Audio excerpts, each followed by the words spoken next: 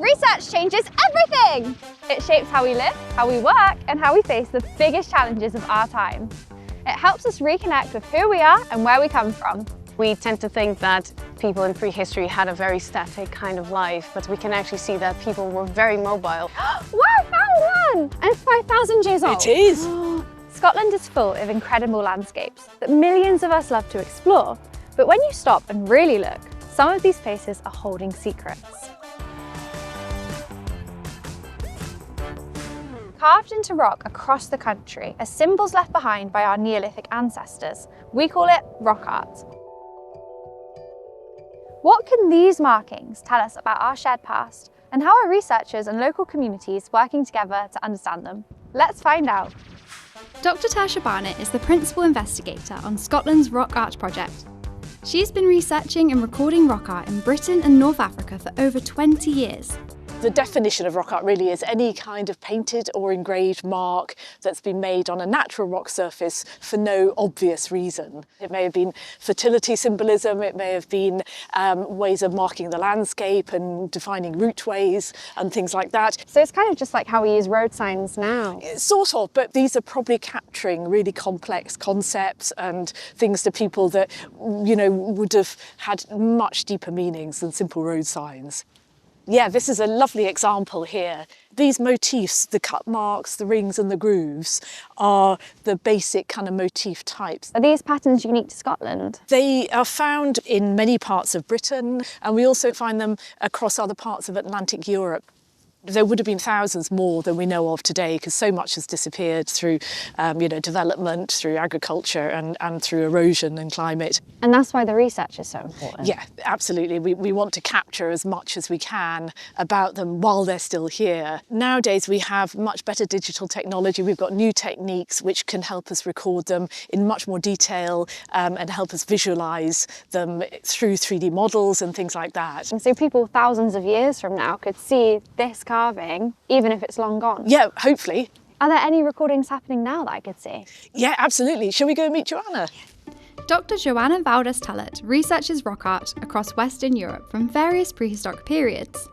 Her digital recording of rock art has allowed researchers to better understand the movement of people from ancient times. Hi Joanna, what are you up to? Oh, I'm just preparing the rock for doing some photogrammetry. Ooh, what's that? So it's a digital recording technique. It's very, very useful for rock art because it allows us to reproduce the panels digitally. It really has changed the way that we think about rock art in the field and also in our research. Anyone can have access to them and also carry on their own or develop new lines of research from them. What about this carving is so special? Some of the motifs on this stone also have details that can link us to other parts of Europe. That tells us that people were actually exchanging knowledge between them. Wow, it's incredible you can see that from carvings in rock. Yeah, digital technologies really bring out all of these small designs. It's like a puzzle and we have different pieces, and the rock art is one part of that big puzzle that we're putting together about the past. How many carvings are there in Scotland? We know that there's over 3,000, but there's probably thousands more. Wow, Yeah. you must have been very busy. We were very busy, but we couldn't have done it without our fantastic volunteers. Oh, I'd love to meet them. Well, let's go and see some of them, shall we? Community volunteers with local knowledge made the research possible.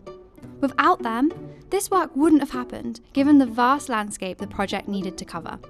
So, what are these citizen scientists unearthing here? Would you like a spatula? You can Please. have a go as well. Yeah, sure. So Yeah. what are we doing? Well, we're just cleaning the rock off to prepare it for the rest of the work we do. Is there a special technique? Not really, just sort of gentle so you don't damage the rock, but that's why we're using wooden spatulas. What made you both get involved? I was just very interested to know that there was all this rock art just around just where I live, Yeah. so, which I didn't know before.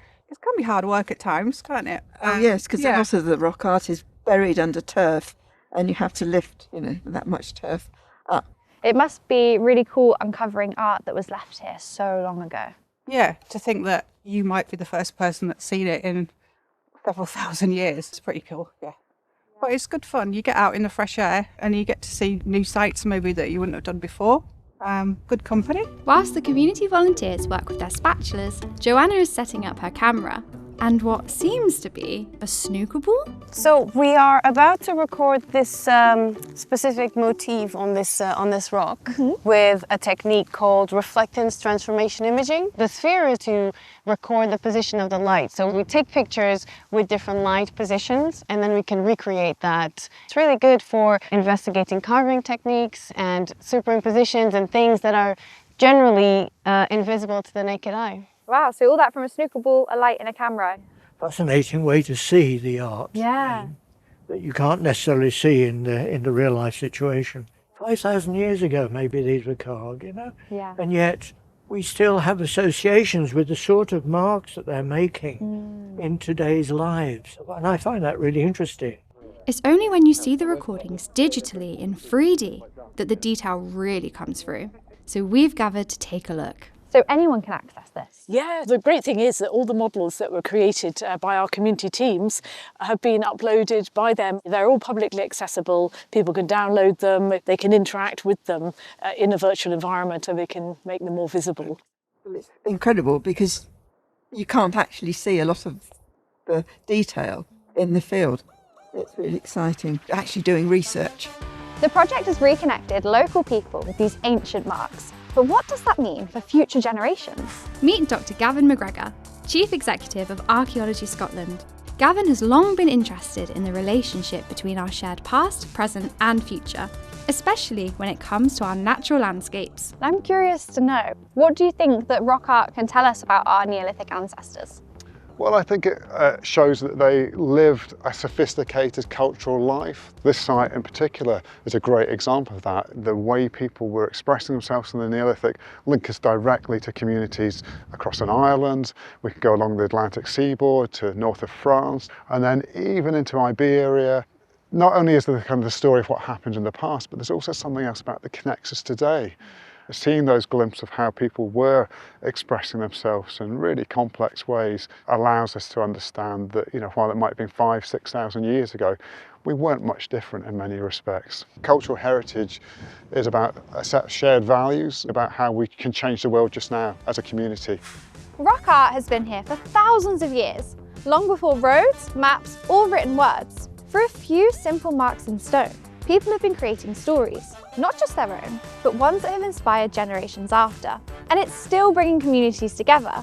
Local knowledge is being turned into lasting records, and it's given ancient voices a new way to be seen and shared.